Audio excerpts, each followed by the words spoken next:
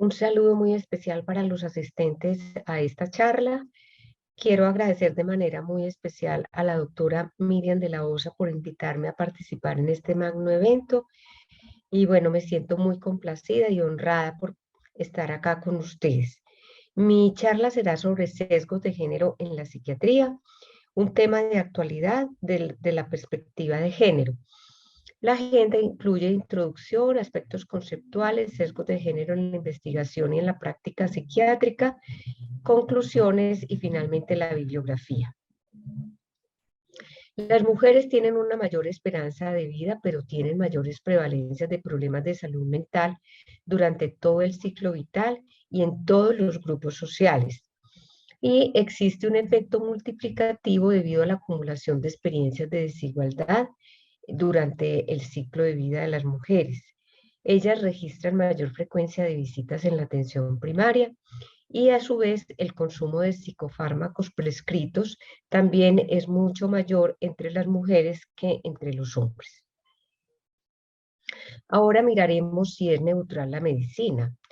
Empezamos con el concepto de sesgo de género, que hace referencia a la existencia de un error sistemático, es decir, un error que se repite, contrario al error aleatorio que consiste en un error al azar y que deriva finalmente en resultados equívocos en la práctica clínica y en la investigación. Tanto la investigación como la práctica clínica pueden estar sesgadas cuando en ellas se producen errores sistemáticos o negligencias sistemáticas que resultarían entonces en malas consecuencias a nivel de nuestro trabajo y nuestro quehacer como profesionales de la salud. Hay un concepto muy importante que es el androcentrismo, que se refiere a la identificación de lo masculino con lo humano en general, de tal manera que se invisibiliza a las mujeres o se invisibiliza también lo femenino. Históricamente la medicina ha sido androcéntrica porque ha sido escrita y protagonizada por los hombres y se ha deducido que lo que le pasa a los hombres se transfiere a las mujeres o se infiere a las mujeres, cayendo así en un error sistemático de género.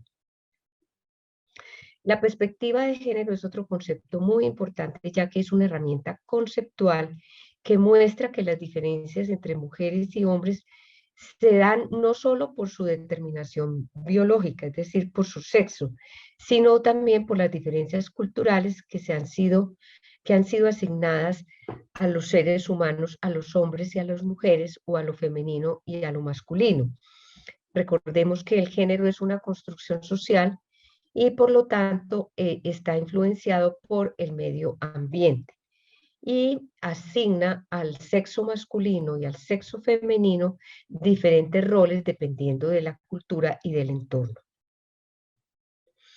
Existen sesgos de género en la investigación que han contribuido a errores sistemáticos en la práctica clínica y veíamos, por ejemplo, cómo en el pasado las mujeres y las niñas no eran incluidas en la investigación en salud mental y en otras disciplinas médicas.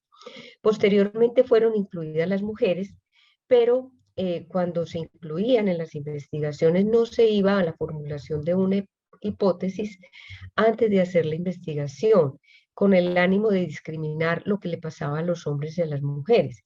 Y tampoco a nivel de la discusión final se hacía referencia a los aspectos psicosociales de hombres y mujeres en la investigación. Por lo tanto, las conclusiones eran indiscriminadas y aquí también se cometen errores sistemáticos de género.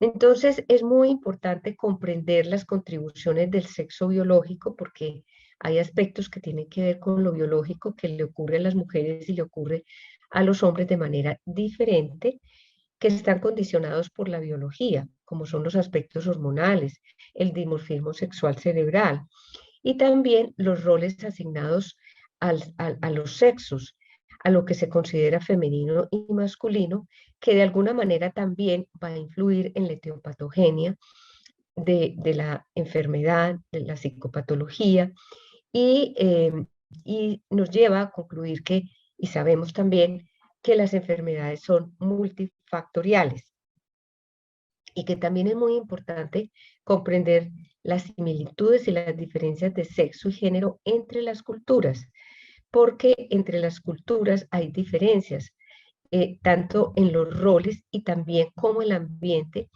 y los aspectos psicosociales tienen un papel epigenético que es muy importante y que difiere en los diferentes contextos socioculturales. Los sesgos en la investigación pueden ser a nivel del muestreo, que no se haga una muestra o no se seleccione una muestra representativa a nivel de género masculino y femenino. En el análisis y en la interpretación de los datos, esto es sumamente frecuente, que la investigación no hace análisis de datos basada en la perspectiva de género. También en el observador, porque si el observador no tiene introyectada la perspectiva de género, pues se va a pasar por encima muchos sesgos y va a dejar de visibilizar aspectos que son muy importantes en la investigación. Igualmente en los instrumentos de medición, si no se construyen teniendo una perspectiva de género, se puede pecar por hacer instrumentos que nos vayan a diagnosticar o subdiagnosticar más o menos cualquiera de los dos géneros. De criterios diagnósticos, o hablemos del espectro de género, porque también hay que tenerlo en cuenta. De los criterios diagnósticos sí que es importante, porque si los criterios diagnósticos son tenidos en cuenta más pensando de una manera androcéntrica, probablemente se van a obviar aspectos que son muy importantes y que son variables o que son condiciones inherentes a las mujeres. Por ejemplo, si pensamos que la mujer se enferma de igual manera que el hombre o viceversa, pues se pueden dar diagnósticos inadecuados para ambos géneros. Y de verificación, porque también el sesgo pues permite, digamos, estar equivocados o interpretando inadecuadamente de principio a fin una investigación. Los sesgos de género en la práctica médica también son muy claros, no solamente en el currículum explícito, sino en el currículum oculto. El currículum explícito, recordemos que es aquel que está escrito, que está diseñado y que está planeado, y el currículum oculto es aquel que es informal, pero que también educa para bien o para mal y que se da en cualquier escenario de la práctica médica cuando estamos, digamos, en la construcción de conocimiento con nuestros alumnos, la experiencia del profesor, los comentarios, los mensajes subliminales, la comunicación entre docentes, alumnos, docentes, pacientes, etcétera, o con el contexto de la institución. En medicina clínica se habla de sesgo de género cuando se aborda una situación clínica de forma inadecuadamente diferente o similar. Cuando una condición entre lo femenino y lo masculino no tiene que ser diferente, se asume como si fuera diferente, o al contrario similar cuando no tiene que ser similar, de acuerdo con la evidencia científica disponible en función del género del paciente. Entonces, la evidencia debe llevarnos a la conclusión de mostrarnos las diferencias o mostrarnos las similitudes para entender que hombres y mujeres enfermamos y sanamos de manera diferente.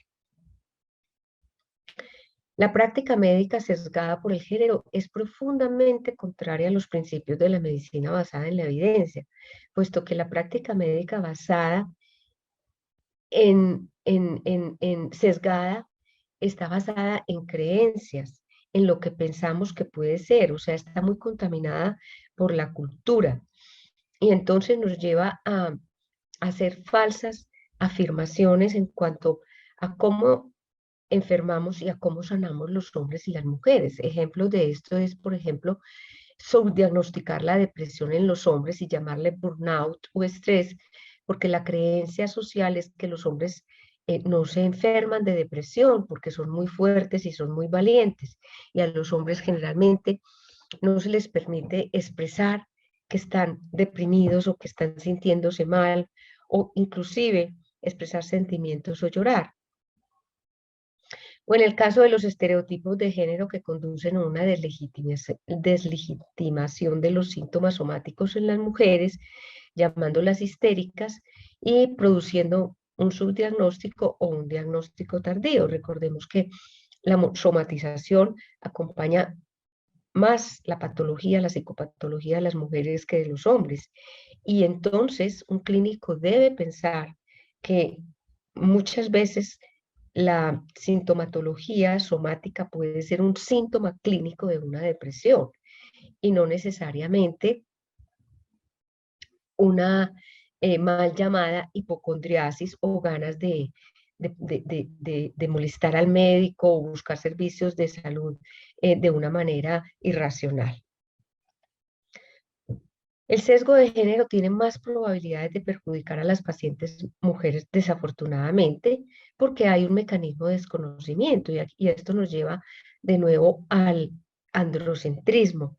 El conocimiento que tenemos es más basado en lo que le pasa al hombre que en lo que le pasa a las mujeres.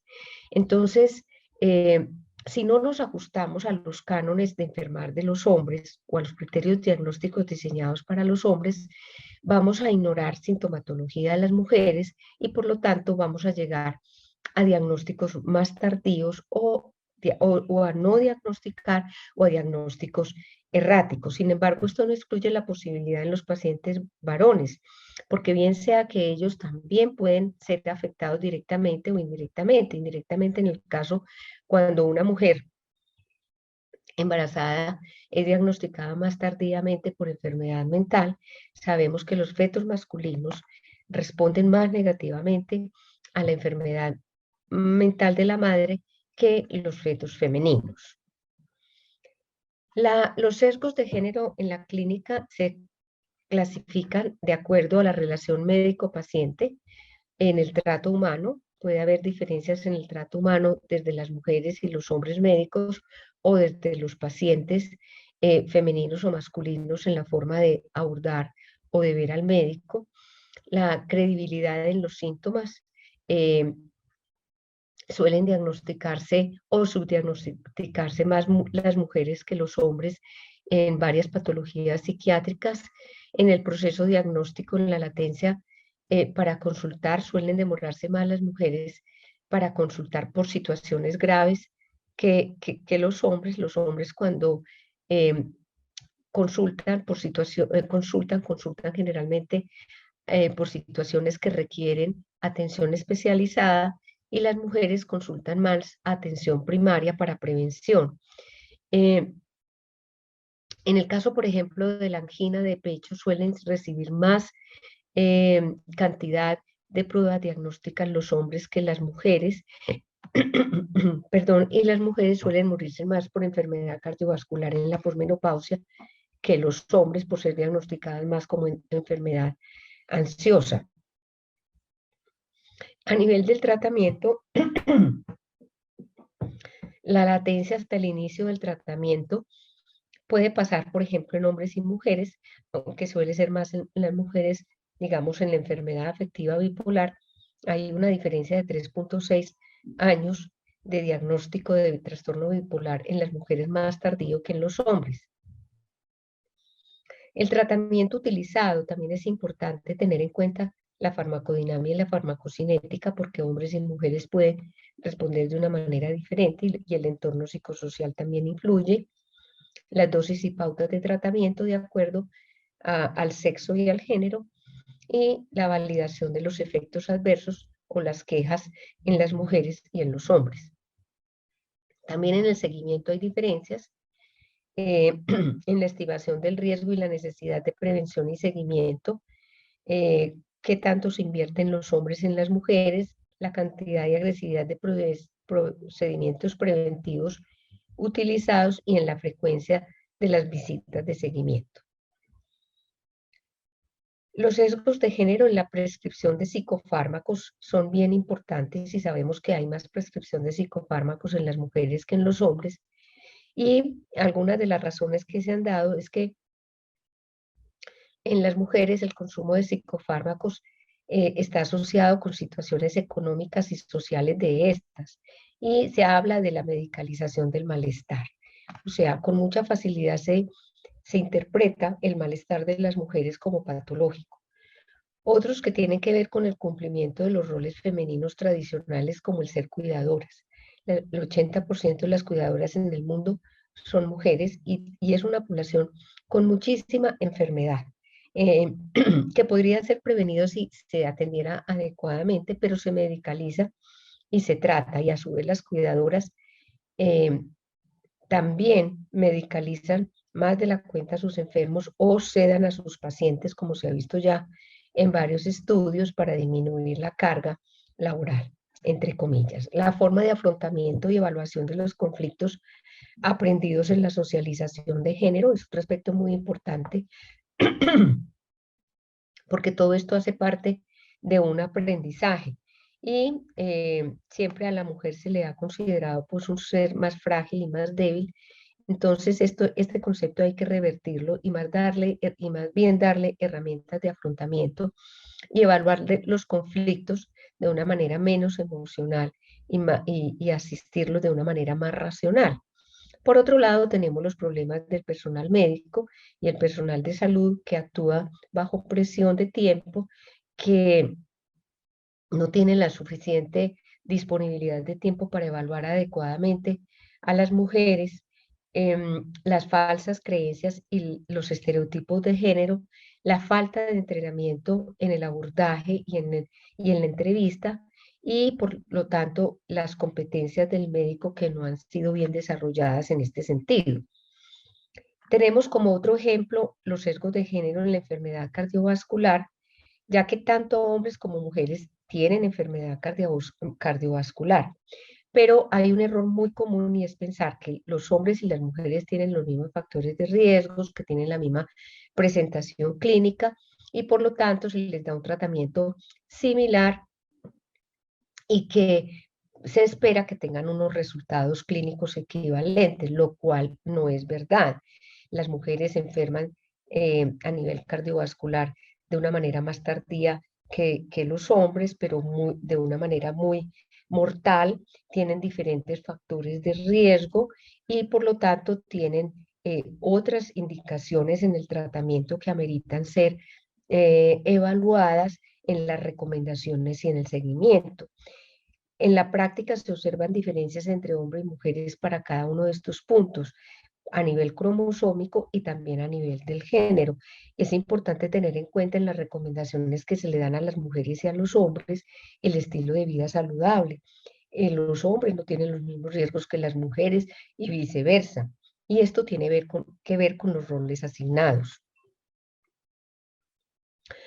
Otro aspecto de los factores de riesgo a nivel cardiovascular es que hay que tener en cuenta cuando una mujer tiene enfermedad cardiovascular que sus antecedentes pueden ser diferentes. Por ejemplo, la depresión. Sabemos que la depresión es 2 veces más frecuente en las mujeres, pero una persona que tenga depresión y enfermedad cardiovascular tiene 2 veces mayor riesgo de complicaciones y de mortalidad, y que una persona que tenga depresión a su vez tiene mayor riesgo de enfermedad cardiovascular. Entonces esto tiene un efecto acumulativo y multiplicador. Existe un vínculo entre el síndrome de ovario poliquístico, de diabetes gestacional, hipertensión gestacional y preeclampsia para un mayor riesgo de enfermedad cardiovascular. No, cuando se evalúan las historias clínicas de los internistas, de los médicos, de los cardiólogos, no siempre se tiene en cuenta este antecedente o pocas veces se tiene en cuenta este antecedente para evaluar el riesgo de esa mujer que está presentando enfermedad cardiovascular. El papel de las hormonas sexuales en la fisiopatología de la enfermedad cardiovascular es muy importante, porque los factores protectores, como son los estrógenos, que se disminuyen sustancialmente, casi desaparecen en la posmenopausia, van a aumentar el riesgo de enfermedad cardiovascular en las mujeres. Y aquí confundir una angina de pecho con ansiedad es frecuente en un servicio de urgencias, lo cual está asociado a un aumento de la mortalidad cardiovascular en este rango de edad. Los sesgos de género en la farmacocinética también son muy importantes. ¿Por qué? Porque tanto la farmacodinamia como la farmacocinética de los medicamentos pueden estar afectados por las fluctuaciones hormonales durante el ciclo reproductivo. Sabemos, por ejemplo, que con la caída de los estrógenos y de la progesterona en el periodo premenstrual, en el periodo posparto y en el periodo perimenopáusico puede haber una disminución del efecto terapéutico de los medicamentos. La posibilidad de un embarazo también implica tener en cuenta la teratogénesis potencial de los fármacos. Entonces, no podemos estar pensando con las mismas indicaciones para un hombre y una mujer en edad reproductiva, porque así tengan la misma edad, porque los riesgos son diferentes. Por otro lado, sabemos que las mujeres sufren más de enfermedad tiroidea y que esto puede influir en los resultados terapéuticos, es decir, la coexistencia de una enfermedad tiroidea y una enfermedad del trastorno del estado de ánimo, un trastorno de ansiedad puede verse afectado en sus resultados terapéuticos cuando son tratados si no tenemos en cuenta que hay que tratar también la enfermedad tiroidea. Y así, y a su vez también algunos medicamentos psiquiátricos pueden impactar sobre la fisiología tiroidea como es el litio. Entonces, para concluir, para comprender la salud y la enfermedad es necesario ir más allá de la causalidad biológica, es decir, tenemos que tener en cuenta los aspectos de género, la perspectiva de género. El género como construcción social permite evaluar las diferencias, desigualdades e inequidades que acompañan la forma de enfermar y sanar a los hombres y las mujeres, porque sabemos que la enfermedad no solamente se puede explicar desde el punto de vista biológico. El género atraviesa todos los escenarios del conocimiento médico. Los investigadores deben examinar el sexo y el género en la psicopatología para comprender las variaciones por sexo-género en las tasas de prevalencia, comorbilidad, severidad y cronicidad de la enfermedad. Recordar que los conceptos de perspectiva y sensibilidad de género en las investigaciones médicas son fundamentales a nivel epidemiológico y en los aspectos clínicos como un camino hacia un cambio de paradigma que permita la construcción de un cuerpo de conocimiento médico más preciso e inclusivo, así como de un sistema de salud más justo y equitativo. Muchísimas gracias.